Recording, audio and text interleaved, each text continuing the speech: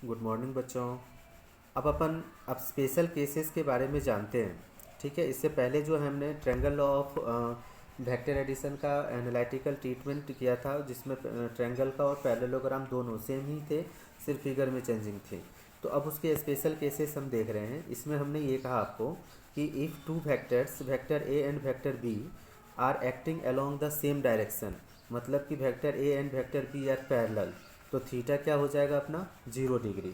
तो जब 0 डिग्री हो जाएगा तो उस कंडीशन में रिजल्टेंट क्या होगा, तो रिजल्टेंट के लिए हमने आर इज इक्वल टू लिखा ए स्क्वायर प्लस के बी स्क्वायर प्लस के 2ab कॉस थीटा।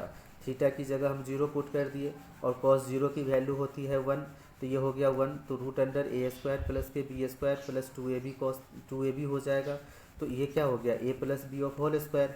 तो अपन ने यहाँ पे लिखा इसको A plus B of whole square का स्क्वायर रूट, तो स्क्वायर से स्क्वायर रूट कैंसिल आउट हो जाएंगे, तो अपन को ए प्लस बी मिल गए, है ना।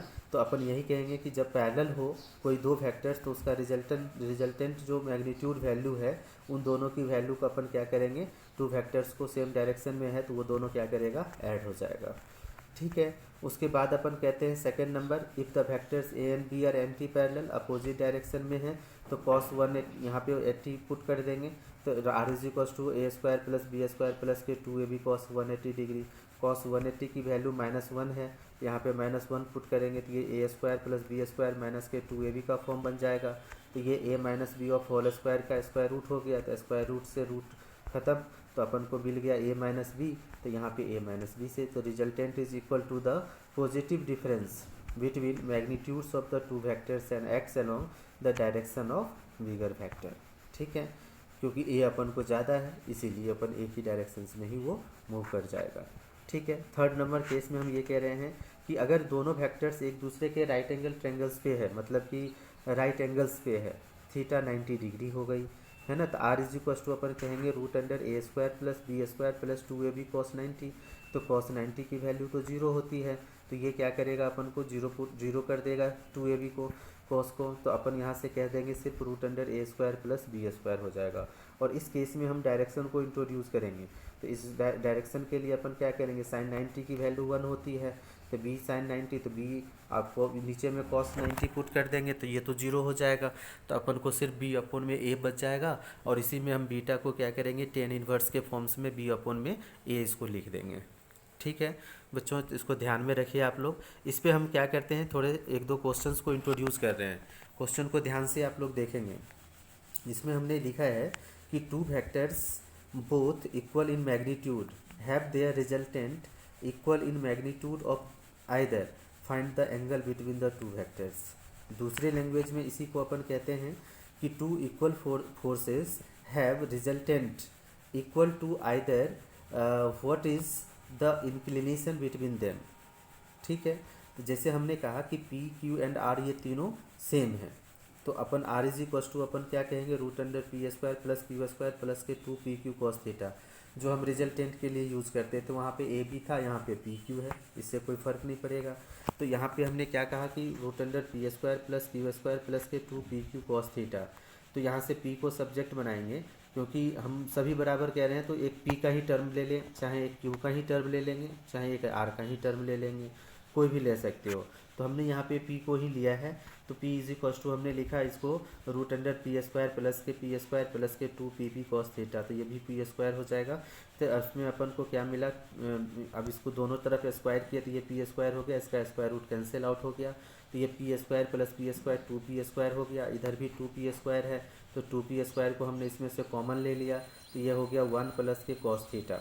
ठीक है, अब यहाँ पे यहाँ पे हमने पी स्क्वायर दोनों साइड है, इसको हमने कैंसिल कर दिया, तो अपन को 1 प्लस के cos theta is equal to 1/2, इस 1 को उधर भेज देंगे तो -1/2 हो जाएगा।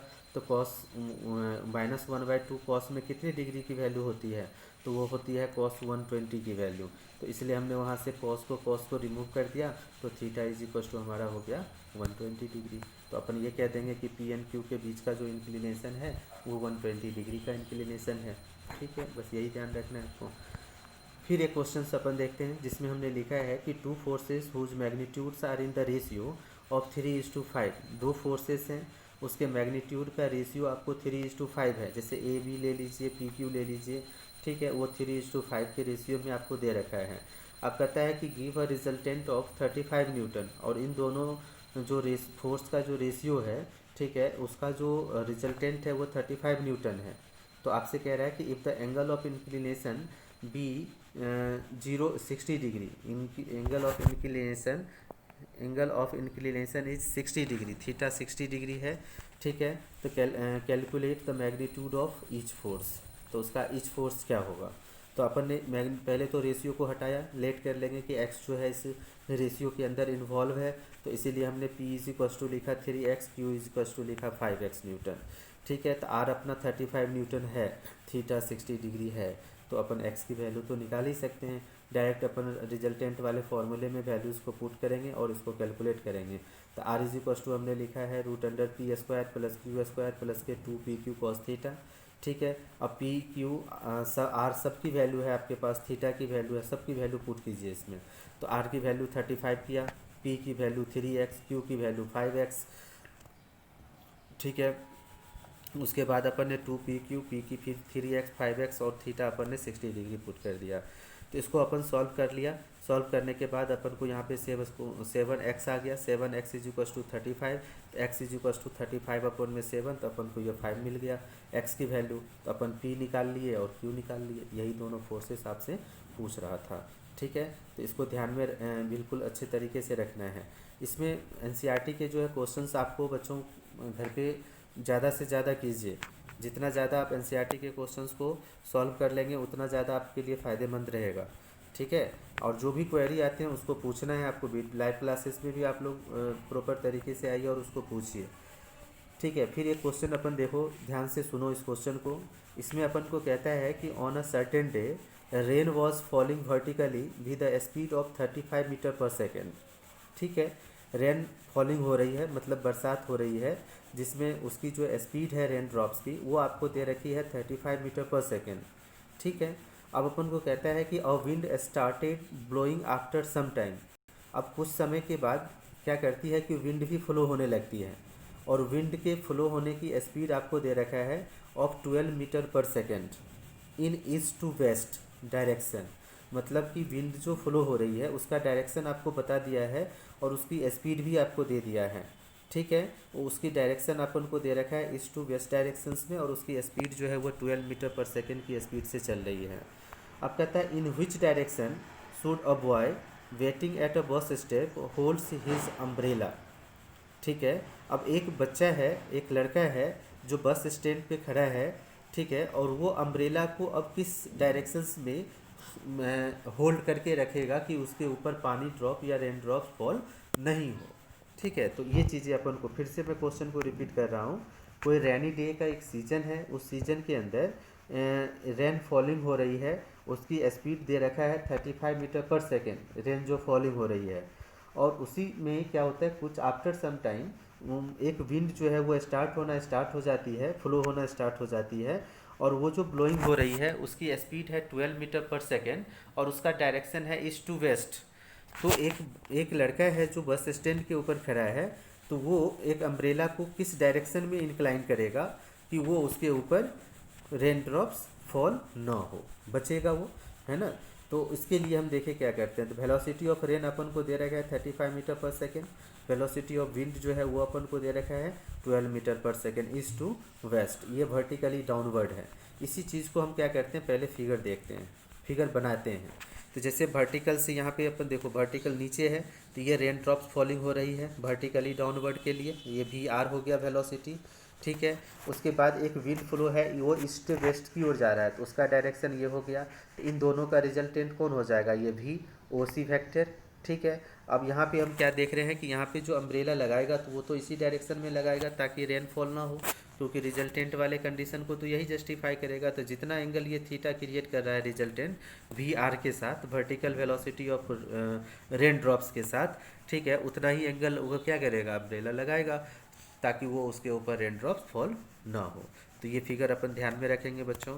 और यहाँ से अपन सिंपल इसका मैग्नीट्यूड निकाल लेंगे, क्योंकि दोनों के बीच में वी आर और वी डब्ल्यू मतलब कि विंड का जो वेलोसिटी है और रेन ड्रॉप्स की जो वेलोसिटी है, इन दोनों के बीच में एंगल क्या हो गया 90 डिग्री।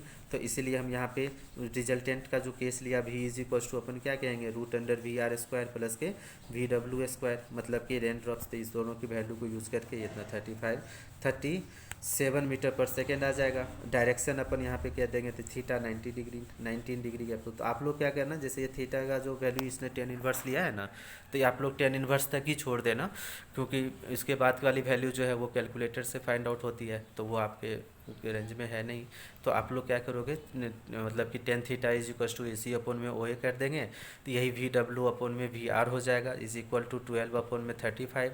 ठीक है, तो यही अपना टेन इनवर्स 12 अपॉन में 35 लिख देंगे। तो यही अपना हो गया इसका डायरेक्शन। ठीक है, तो इसको बच्चों आप लोग अच्छे तरीके से एक बार रिवीजन कर लेना, मैं पूछूंगा। ठीक है।